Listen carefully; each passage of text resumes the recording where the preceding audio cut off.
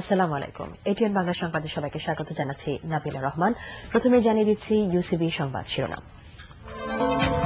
যুদ্ধাপরাধের বিচারের পক্ষে বাংলাদেশ ঐক্যবদ্ধ, কোন শক্তি বিচার বাধাগ্রস্ত করতে পারবে না, লন্ডনে সৈয়দ আশরাফ।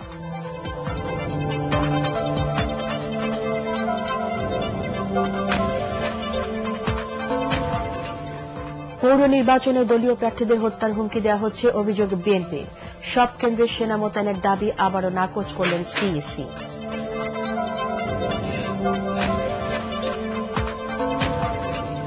জঙ্গি তৎপরতায় জড়িত থাকার অভিযোগে রাজধানীর কলাবাগান থেকে জেএনবির 4 আইটি বিশেষজ্ঞ গ্রেপ্তার।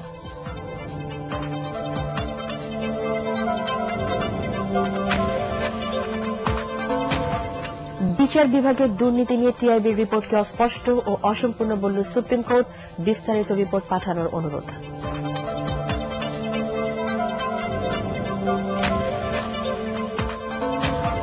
এবং বিশ্বকাপ ক্রিকেটের টিকিট বিক্রির দ্বিতীয় দিনেও ব্যাংকের সামনে ক্রেতাদের ভিড়, বুথের সংখ্যা বাড়ানোর নির্দেশ প্রধানমন্ত্রীর।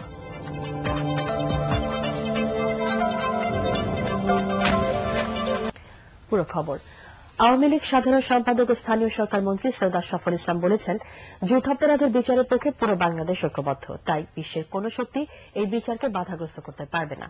ব্রিটেনে আওয়ামী লীগের এক কর্মী সভায় তিনি এসব কথা বলেন। লন্ডন প্রতিনিধি এম এ কাদেরকে সাথে নিয়ে রিপোর্ট করছেন মোর্শেদ আলম। 6 জানুয়ারি পূর্ণ হচ্ছে সরকারের 2 বছর, তাই রাজনীতির মাঠে মানুষের মুখে মুখে যে গুঞ্জন, তা হলো কতটা পূরণ হলো অঙ্গীকার। আর এর মধ্যে সবচেয়ে আলোচিত যুদ্ধাপরাধীদের বিচার। নির্বাচনী ইশতেহারে দেয়া সেই ওয়াদা পূরণের অংশ হিসেবে দায়িত্ব নেয়ার 14 মাসের মাথায় গত বছরের মার্চে যুদ্ধাপরাধের বিচারের জন্য ট্রাইব্যুনাল, তদন্ত সংস্থা এবং আইনজীবী প্যানেল নিয়োগ দেয় সরকার। গ্রেপ্তার হয় অভিযুক্ত 4 জামাত নেতা। সবশেষ বিজয় দিবসের আগের রাতে বিএনপির স্থায়ী কমিটির সদস্য সালাউদ্দিন কাদের চৌধুরীর গ্রেপ্তারে বহু প্রত্যাশিত এই বিচার নতুন মাত্রা পায়।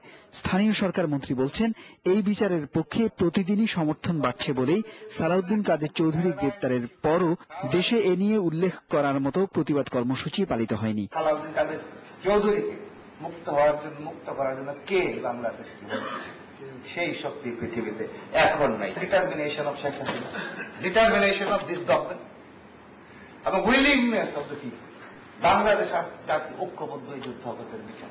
পৃথিবীতে এমন কোন শক্তি নাই এই যুদ্ধ অপরাধের বিচারের কার্যক্রমে বাধা। যত দ্রুত সম্ভব সরকার এই বিচার শেষ করতে চায় বলেও অনুষ্ঠানে উল্লেখ করেন স্থানীয় সরকার মন্ত্রী। Morshed Alam, ATN Bangla, Dhaka.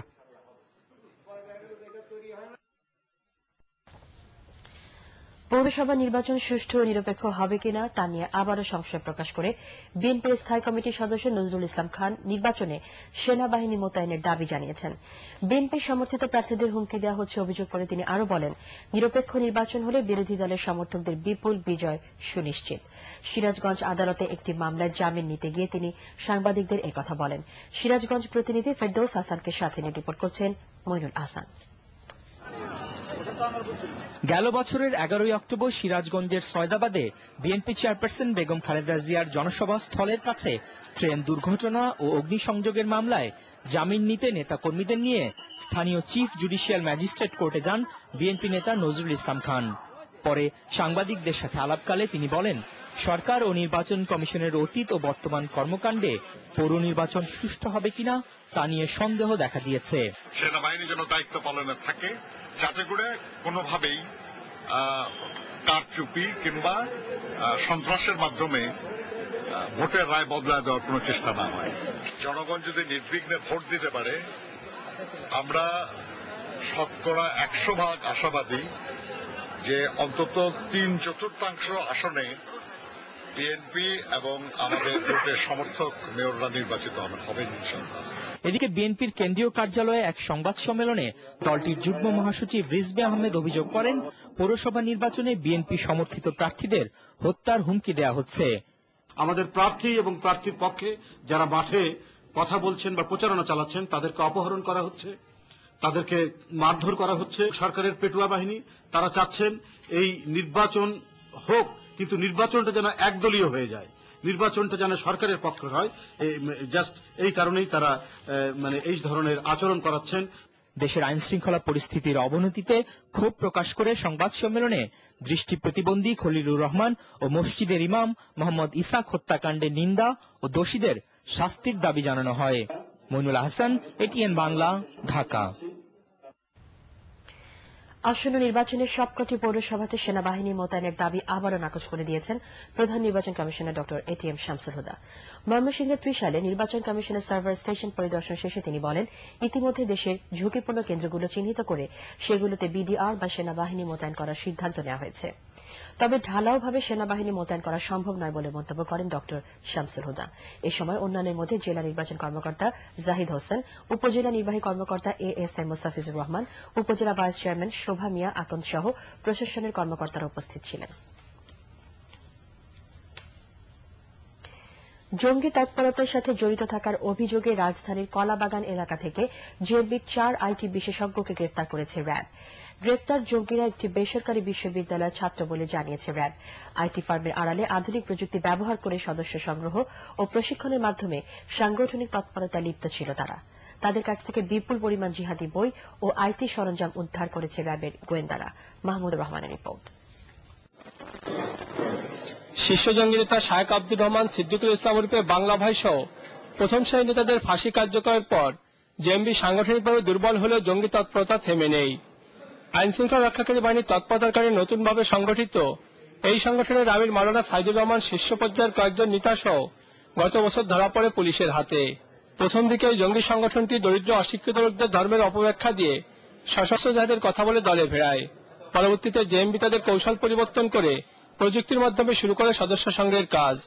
Internet, email ও নিজস্ব ওয়েবসাইট ব্যবহার করে জঙ্গি তৎপরতা চালানোর অভিযোগে কলাবাগানের একটি বাসা থেকে জেএমবির 4 আইটি বিশেষজ্ঞকে গ্রেপ্তার করে র্যাব। র্যাবের জনসংযোগ শাখার পরিচালক সাংবাদিকদের জানান, জেএমবি 16 সদস্য মুস্তাফিজের নেতৃত্বে এই 4 জঙ্গি আইটি ফার্মের আড়ালে জঙ্গি কর্মকাণ্ড চালিয়ে আসছিল দীর্ঘদিন ধরে। গ্রেপ্তার 4 জেএমবির মধ্যে একজন সফটওয়্যার ইঞ্জিনিয়ার ও বাকি 3 জন একটি বেসরকারি বিশ্ববিদ্যালয়ের ছাত্র। প্রাইভেট ভার্সিটির 2 জন স্টুডেন্ট, একজন এ লেভেল কমপ্লিট করা স্টুডেন্ট এবং একজন আসন ইউনিভার্সিটি থেকে সফটওয়্যার ইঞ্জিনিয়ার পাশ করা। এরকম এডুকেটেড লোকজন অথবা যারা স্টুডেন্ট এরকম কারো সম্পৃক্ততা আমরা ফার্স্ট টাইম পেলাম। তারা কিন্তু হাইটেক টেকনোলজি ইউজ করছে। আমি এই জন্য বলেছি আমরা হাইটেক সদস্য, কারণ তাদের সমস্ত যোগাযোগগুলো তারা মেনলি করে থ্রু ইন্টারনেট। তারা হার্ডলি টেলিফোনে কোনো যোগাযোগ করে। তাদের নিজস্ব যে সমস্ত সাংগঠনিক বই সেগুলো সফট কপি রয়েছে, সেই সফট কপিগুলো তারা ইন্টারনেটের মাধ্যমে, ওয়েবসাইটের মাধ্যমে তাদের সাংগঠনিক কার্যক্রম চালানোর জন্য সংগঠনের সদস্যদের নিকট প্রেরণ করে থাকে। নিষিদ্ধ জঙ্গি সংগঠন হিজবুত তাহরিরের সাথে জেএমবির এই সদস্যদের যোগাযোগের প্রমাণ পেয়েছে র্যাব। নিষিদ্ধ দুটি সংগঠন একত্রিত হয়ে সাংগঠনিক তৎপরতা চালাচ্ছে কিনা তাও খতিয়ে দেখছে র্যাবের গোয়েন্দারা।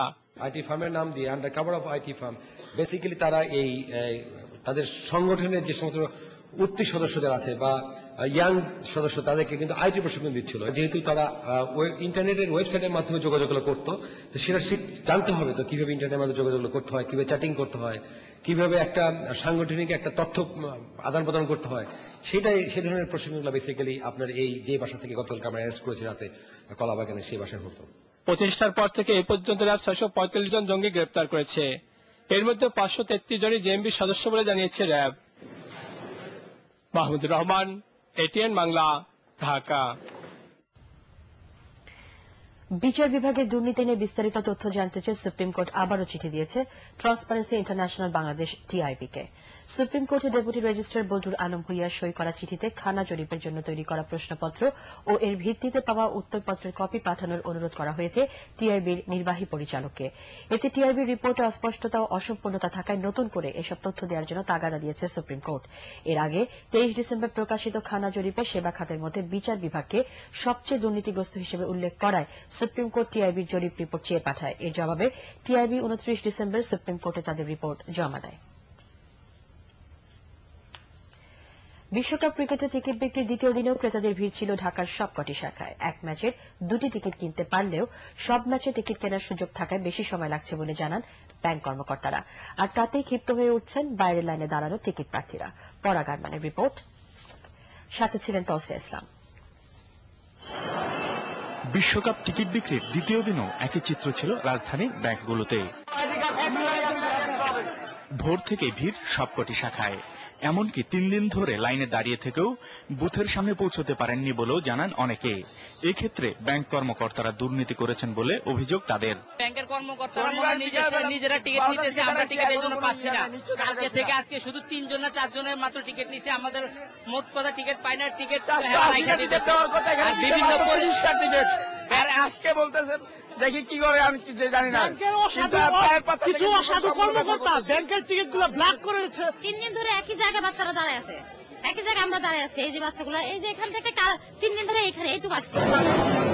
কিন্তু ব্যাংকের ভেতর ভিন্ন চিত্র। পদ্ধতিগতভাবে ক্রেতাকে টিকিট দিতে 40 থেকে 50 মিনিট সময় লাগছে। ব্যাংক কর্মকর্তারাও জানাচ্ছেন নির্ধারিত 480টি টিকিটের বেশি বিক্রি করেছেন প্রথম দিনে। তবু যত তাড়াতাড়ি সম্ভব টিকিট দেওয়ার চেষ্টা করছেন তারা। টোটাল 12টা টিকিট নিছে আমি আমার পুরো ফ্যামিলির জন্য, বন্ধু বান্ধবের জন্য, সবাই মিলে 4 দিন পরে, 2 রাত পরে আর কি। লাগলো একটু লেন্থি প্রসেস, অনেকক্ষণ লাগছে, কিন্তু এটা সার্ভারের জন্য আর কি। সার্ভার খুব স্লো, আমার অনুমানিক হাফ অ্যান আওয়ার, আধা ঘন্টা। আমরা যেহেতু